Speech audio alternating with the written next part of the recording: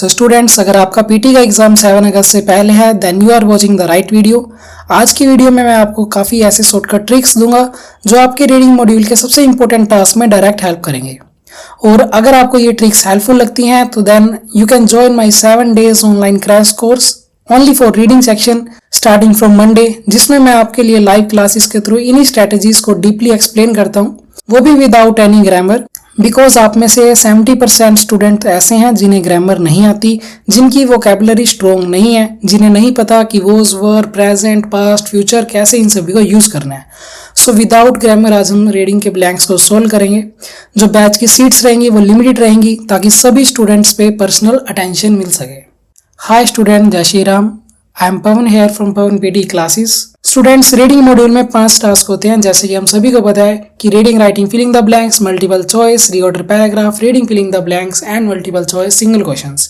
But सभी important task नहीं होते हैं। So in today's video I am giving you many shortcut tricks for these 3 important task. These tasks are reading, writing, filling the blanks, reorder paragraphs and reading, filling the blanks. So note down these tips and try them today. You will see the difference. So bring your notebook and pen and note down. Firstly, we open any reading, writing, filling the blanks and discuss some shortcut tricks without any grammar.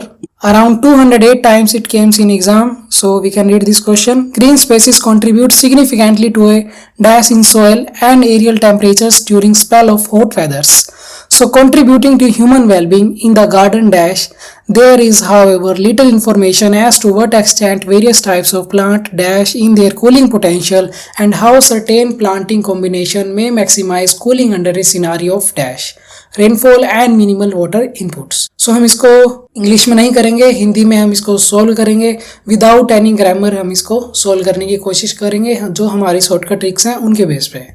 सो एक बार हम इसको open करते हैं। Options हमें दिख रहे हैं genesis, conclusion, purification और रिडक्शंस। आप में से जिन स्टूडेंट्स ने पहले वीडियो देख रखी है हमारी रीडिंग की, तो उनको पता होगा कि हम सीधा डायरेक्ट आंसर को सोल्व करते हैं without any grammar, without any sentences. So उसमें हमारी क्या ट्रिक्स रहेगी? सबसे फर्स्ट नंबर पे कि हमें मैच करनी है सिमिलर ऑप्शंस, जो कि हमारे इसमें कौन कौन से हैं। अगर हम जेनेसिस, कंक्लूजन, प्योरिफिकेशन और रिडक्शन को देखते हैं तो हमारे पास 3 ऐसे ऑप्शंस हैं जो कि सिमिलर हैं, जो कि आप देख पा रहे हो, second, third and fourth option. क्यों है सेकंड, थर्ड और फोर्थ? क्योंकि इसमें जो है हमारे पास IUN आया हुआ है। बट इनमें से भी जो है कंक्लूजन हमें पता है कि वो लास्ट में आता है, सो ये हमारा आंसर स्टार्टिंग में अभी नहीं हो सकता। उसके बाद हमारे पास लेफ्ट ऑप्शन रह जाते हैं प्योरिफिकेशन और रिडक्शन। अब प्योरिफिकेशन और रिडक्शन में एक और सिमिलर ट्रिक है जिससे कि हम सिर्फ इन्हीं 2 ऑप्शंस को सेलेक्ट कर सकते थे। वो कौन सी सिमिलर ट्रिक क्या है कि हमें मैच करनी है जो उनसे ज़्यादा वर्ड्स मैच हो चुके हैं, उनमें से हमारा आंसर आएगा। जैसे कि इस केस में क्या है, प्योरिफिकेशन और रिडक्शन में अगर आप देखते हो सो TION अराउंड 4 वर्ड्स सिमिलर हैं थर्ड और फोर्थ में। सो हमें अभी पता है कि आंसर जो है हमारा इन्हीं में से आएगा। ग्रीन स्पेस से क्या पता लग रहा है? यानी कि फॉर एग्जाम्पल आप लगा सकते हो ग्रास। ओके, सो ग्रास है वो क्या कंट्रीब्यूट करता है? सॉइल को, aerial temperatures during spells of hot weather. जैसे कि आप सभी को पता होगा, अगर हम ग्रास वगैरह उगाते हैं सॉइल पे तो उससे क्या रहता है, वो सॉइल को पकड़ के रखता है। जैसे जब बाढ़ वगैरह आती है, फ्लड्स आते हैं, तो उसमें सॉइल बह के नहीं जाती, जो सॉइल है उसका रिडक्शन नहीं होता। सो ग्रीन स्पेस जो है वो किस चीज में कंट्रीब्यूट करता है? रिडक्शन के, सॉइल के रिडक्शन में। सॉइल का जो रिडक्शन है वो नहीं होने देता है, क्योंकि प्योरिफिकेशन तब बात होती है जब यहाँ पे कोई वाटर वगैरह रिलेटेड ऐसी कोई बात होती तो हम प्योरिफिकेशन लगा देते हैं। नेक्स्ट क्वेश्चन करते हैं। So contributing to human wellbeing in the garden dash, there is however little information as to what extent various types of plant dash background level, context और volume। सो अभी हम इसको context को रीड करके भी हम आंसर नहीं लगाएंगे, डायरेक्ट आंसर लगाएंगे। अगर आप में से पता हो किसी स्टूडेंट को तो वो कमेंट कर सकता है, अदरवाइज जो इसका जो आंसर आएगा वो आएगा हमारे पास context। क्योंकि कुछ वर्ड्स ऐसे होते हैं जिनके बाद कोमा कंपलसरी है, जो कि आपको प्रॉपर तरीके से आपको बताए जाएंगे क्लासेस में। स्टूडेंट्स के स्कोर भी देख सकते हो कि with in 7-8 days, with in 10-15 days के अंदर अंदर जो स्टूडेंट ने स्कोर अचीव किया है रीडिंग में 70+, 80+ मोस्टली स्टूडेंट के स्कोर आ रहे हैं। कुछ वर्ड्स ऐसे रहते हैं जिनके बाद गोमा कंपलसरीज होते हैं, जो कि हमने अभी तक शुरू से लेके एंड तक नोटिस किया है। जो कि अराउंड 90% तक हमारा वर्क करता है। सो यहाँ पे जो वर्ड है हमारे पास वो है context. There is however little information as to what extent various types of plants dash in their cooling potential and how certain planting combination. Read करते हैं कि वेरियस टाइप्स ऑफ प्लांट की जो डिफरेंट तरीके के जो प्लांट्स होते हैं उनका जो कूलिंग पोटेंशियल है वो कैसा होगा, हमें नहीं पता कैसा होगा। ऑप्शंस ओपन करते हैं। ऑप्शंस में हमें दिख रहे हैं दो सिमिलर ऑप्शंस, वो कौन कौन से हैं? FER, FER और FER, 3 वर्ड्स हमें जो बिल्कुल सेम दिख रहे हैं वो है फर्स्ट, सेकंड और लास्ट। बस इसको भी हम थोड़ा सा सेपरेट करने की कोशिश करते हैं इनमें से भी। फिर जो हमारे निकल के आएंगे ऑप्शंस वो कौन कौन से हैं? डिफर और डिफर, क्योंकि इनके स्टार्टिंग में डी भी है और लास्ट में हो गया FER, तो मोस्ट सिमिलर हमारे पास हो गए सेकंड और last. So various types of plant की जो अलग अलग तरह के जो प्लांट्स है उनका जो कूलिंग पोटेंशियल है वो कैसा होगा? डिफर होगा। एक चीज का आप एग्जाम में भी ध्यान रखना, कॉन्टेक्स्ट एग्जाम में इतना ज़्यादा हार्ड नहीं होगा कि आपसे सोल्व ही ना हो, क्योंकि जो वहाँ पे वोकैबुलरी रहती है वो सिंपल रहती है। नेक्स्ट करते हैं अभी, and how certain planting combination में maximise cooling under a scenario of dash rainfall and minimal water inputs. And के केस में मैंने आपको बता रखा है कि जो चीज़ हमारी एंड से पहले आती है वही चीज़ एंड के बाद आती है। सिंगुलर है सिंगुलर, प्लूरल है प्लूरल, SES है तो SES बाद में भी आएगा। अगर एंड से पहले ING है तो एंड के बाद भी ING देखने को मिलेगा। Left and right, positive and negative, yes and no, वो सब चीज़ अपोजिट भी हो सकता है। ऑप्शंस देखते हैं। एंड के बाद बात हो रही है मिनिमल, क्या मतलब समझ में आ रहा है? यानी कि कम की बात हो रही है। ऑप्शंस देखते हैं हमारे पास अभी, total, low, parallel, drop. And के बाद बात हुई कम की, ऑप्शन में हमें मिला लो, यानी कि अगेन कम, तो आंसर हम लगाएंगे लो। सो चलिए स्टार्टिंग से ही हम ओपन कर लेते हैं कोई भी एक ब्लैंक, जैसे कि हमने ओपन कर लिया फूड वेस्ट।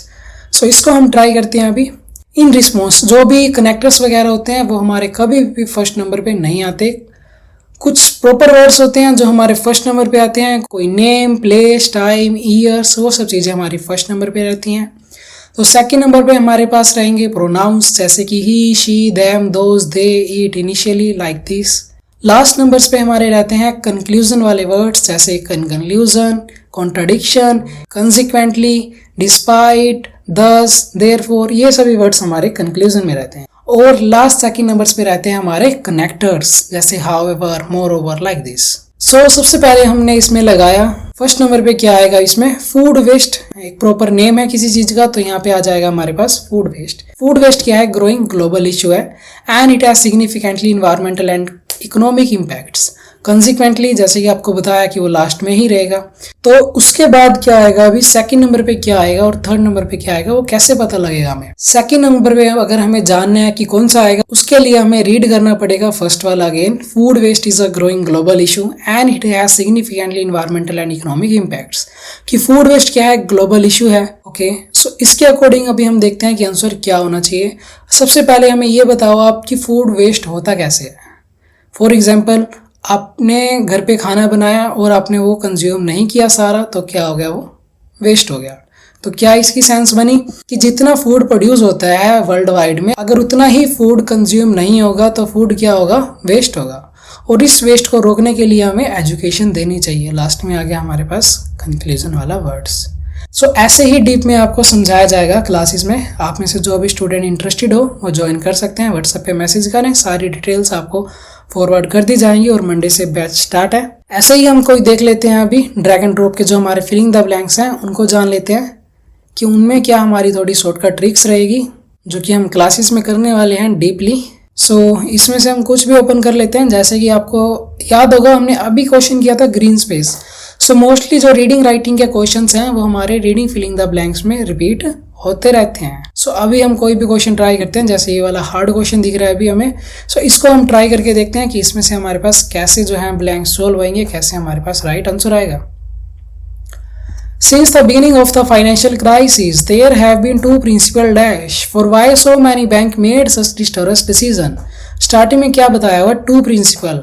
फर्स्ट वाला जो है यहाँ पे एक्सप्लेन कर रखा है, द फर्स्ट इज स्ट्रक्चरल, और जो सेकंड वाला है वो ये रहा हमारे पास कि the second explanation is that wall street was dash. तो टू प्रिंसिपल यहाँ पे क्या आंसर आना चाहिए? एक्सप्लेनेशन हमारे पास जो है ऑप्शंस में दे रखा है आंसर सो हम आंसर अभी लगाएंगे, हम आंसर का चेंज जो है वो नहीं कर सकते। उसके बाद ये हमारे पास institution fail to dash. To के बाद मैंने आपको बता रखा है कि वर्ब आती है, सिंपल फॉर्म आती है वर्ब की, लेकिन अगर आपके पास ऐसे ऑप्शंस में ना हो तो आप क्या कर सकते हो, आप कर सकते हो टू से पहले वाला वर्ड चेक। यहाँ पे हमारे पास टू से पहले वाला वर्ड है फेल्ड का एफ। सो इससे रिलेटेड हमारे पास ऑप्शंस में है फंक्शन, तो इसको हम राइट आंसर लगा देंगे कि फंक्शन। नेक्स्ट हम करते हैं कि rules and guidelines were either indicate और डैश। और आ गया, अभी आपको पीछे बताया था रीडिंग राइटिंग ब्लैंक्स में कि एंड आ जाए और आ जाए, उस केस में क्या रहता है, जो चीज़ पहले है वही चीज़ बाद में। एंड से पहले इंडिकेट, तो यहाँ पे भी जो आंसर आएगा वो इनकम्पिटेंट या इग्नोर में से ही आएगा। और वॉज वर यहाँ पे आया हुआ है साथ में, तो इसमें जो आंसर आएगा हमारा, जैसे कि यहाँ पे आप देख सकते हो वर आया हुआ, तो इसमें हमारे पास आंसर आएगा फिर आई वाले में से इग्नोर। क्लियर। अभी the second explanation is that wall street was dash, that the traders and investors did not know enough that they made extravision bets without understanding the consequences। इसका जो राइट आंसर रहेगा वो हमारा रहेगा incompetent. ये मैं आपके लिए छोड़ता हूँ कि इसका आंसर आपको बताना है कि ये आंसर हमने कैसे सेलेक्ट किया विदाउट एनी ग्रामर। सो जिस भी स्टूडेंट को इसका रीजन पता हो वो कमेंट करें। अगर आपको ये ट्रिक्स हेल्पफुल लगती हैं तो सोचिए, अगर 7 days continue reading lecture attend करते हैं विदाउट एनी ग्रामर, तो सोचिए रीडिंग कितनी ईजी बन जाएगी। इन माई 7 डेज पीटी क्रैश कोर्स आपको क्या क्या मिलेगा, उसमें लाइव रीडिंग क्लासेस रहेंगी, हमारी रीडिंग टास्क की जो सारी शॉर्टकट ट्रिक्स हैं उनकी आपको पीडीएफ्स मिलेंगी, रियल एग्जाम के क्वेश्चंस मिलेंगे, पर्सनल आप स्टूडेंट्स को फीडबैक मिलेगा। अगर आप में से किसी भी स्टूडेंट का कोई भी डाउट है तो कमेंट करें, उसको उसका रिप्लाई जरूर मिलेगा। सो फिर मिलते हैं हम किसी अनदर वीडियो के साथ, तो तब तक के लिए जय श्री राम सभी को।